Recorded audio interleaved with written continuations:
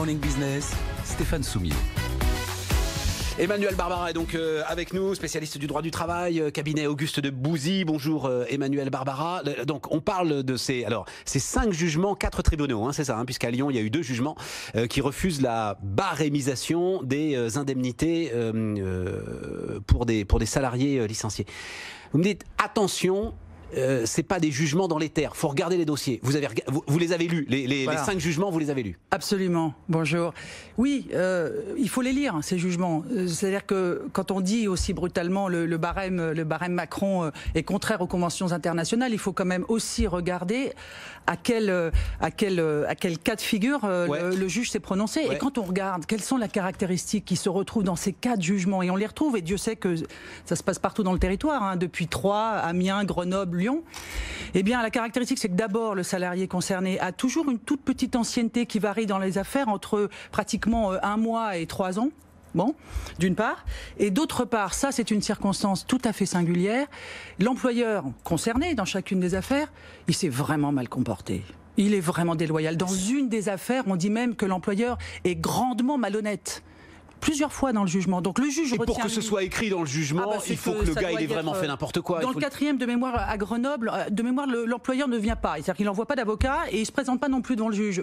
On peut dire que c'est irritant et que le salarié en question.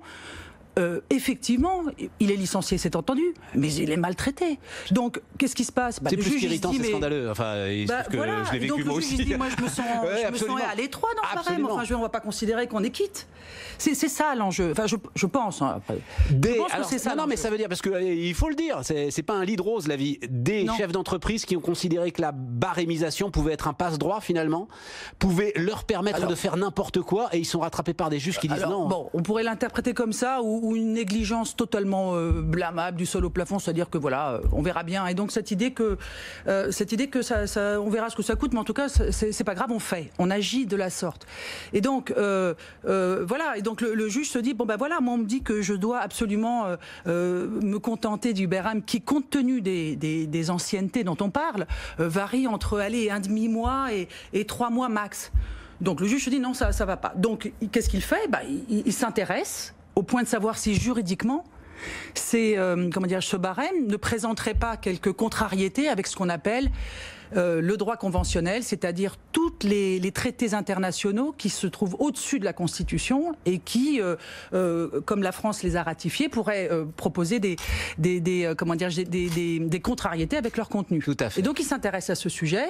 Et il relève donc, techniquement rapidement, 2 voies. La première, c'est la fameuse convention numéro 158, celle qui avait eu la peau, si je puis dire, du CNE de M. Villepin il y a quelques années. Absolument. Ça, c'est une chose. Contrat nouvelle embauche. Le contrat nouvelle embauche. Et de l'autre côté, les juges, tous les 4, se saisissent d'une éventuelle contrariété à l'article 24 de la Charte des droits sociaux.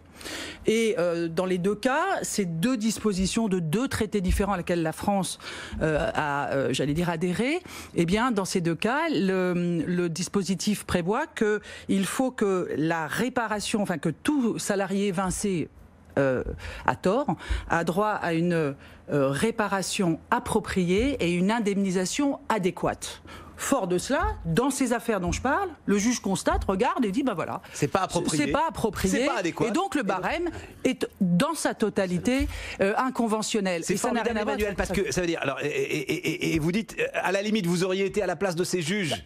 En fait, vous les comprenez. Voilà. Alors voilà, je les comprends. Maintenant, juridiquement, on fait du droit et d'ailleurs le match commence maintenant. C'est-à-dire que on comprend. On voit la problématique du côté du juge qui ne peut pas, selon lui, effectuer son office dans le fond calibrer et faire une pesée ad hoc, enfin concrètement, du préjudice qui ne voit pas pouvoir être réparé sur le fondement du barème. Et donc il se dit voilà, parce qu'il est face à un vrai scandale. Voilà. Parce qu'il est face à un vrai scandale. Mais cela dit, la question est de savoir si le droit français n'est pas, lui, susceptible de faire face à ces situations. En fait, c'est ça la question, c'est de savoir si, dans le fond, il n'y a pas d'autres sources législatives qui permettraient d'atteindre l'objectif qu'on vient de dire. Ce que vous voulez dire, c'est que les tribunaux auraient pu, sans remettre en cause le barème, donner une indemnisation bien plus meilleure. Forte. Oui, sur le fondement de quoi ? De ce qu'on appelle la responsabilité civile, et qui est finalement la théorie dite de la réparation du préjudice distinct.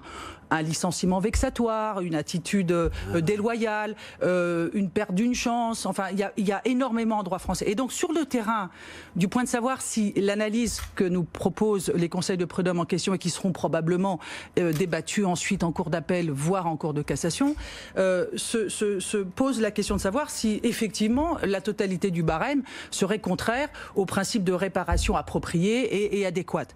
Et là, juridiquement, notre situation n'est pas comparable à celle qu'on a bien voulu mettre en exergue, car il y a un vrai motif sur lequel tout le monde a l'air de se dire qu'il y a là du grain à moudre, c'est qu'il y aurait une décision de ce qu'on appelle le Comité européen des droits sociaux du 8 septembre 2016 qui concerne la Finlande. Et la Finlande, qu'est-ce qui se passe? Elle a un barème de 3 à 24 mois, lequel barème a été vu par ce n'est pas une juridiction, mais ce comité, comme contraire à l'article 24 de la Charte des droits sociaux. Alors nous on dit avec nos 20 mois à fortiori.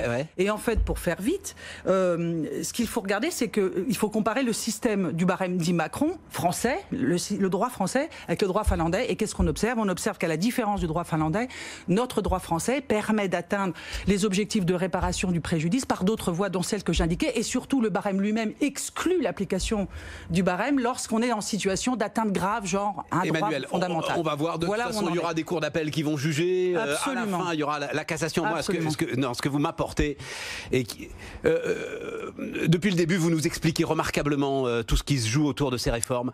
Vous étiez venu un jour me dire, mais il faut absolument que les patrons s'en saisissent. Il y a de vraies évolutions dans les conseils du travail.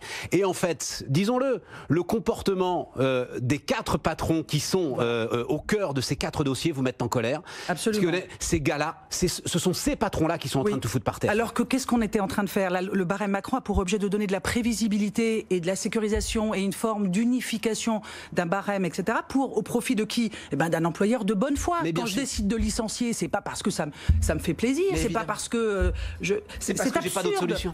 Et surtout, j'ai la conviction que j'ai raison. Après, je peux me tromper. C'est tout, j'allais dire, c'est tout le bonheur de notre droit du travail complexe qui fait que je n'ai pas de preuves suffisantes, je n'ai pas bien dit ce que je voulais dire, je ne savais pas quelque chose que le salarié apporte dans le débat judiciaire. Très bien.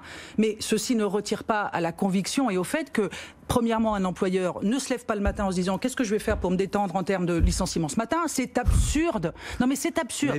Mais de la même manière, un employeur, j'allais dire, de bonne foi, pourquoi viendrait-il être, j'allais dire, placé dans une situation où il n'a eu aucune espèce d'idée des conséquences qu'il aurait conduit à agir, j'allais dire, de bonne foi en pensant que ce salarié doit être licencié. Et quant au salarié, lui, effectivement, il est dans la situation où il s'est fait évincer, peut-être à tort, parce qu'on est en train de parler d'un barème où le licenciement est dénué de cause réelle et sérieuse. Donc, tout à fait. Mais grâce à ce barème, et observons-le, et je tiens à le dire quand même, on observe que cette année 2017-18, depuis l'application de cette disposition, eh bien, on a observé plus 20 000 ruptures conventionnelles aux 430 000 qui s'appliquent d'habitude, c'est-à-dire qu'il y a probablement un impact favorable sur l'idée qu'on puisse se mettre d'accord autour du barème, d'accord, et qu'on évite un débat judiciaire et qu'on négocie.